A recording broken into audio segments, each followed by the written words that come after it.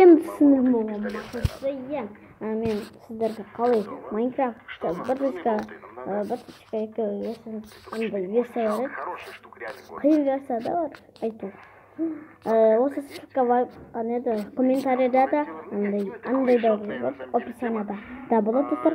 Біз астыға түскен кезде мынандай шығады қазір.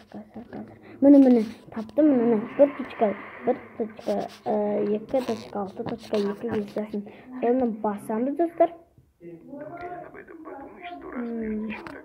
Начать загрузку дегенді басамыз. Начать загрузку.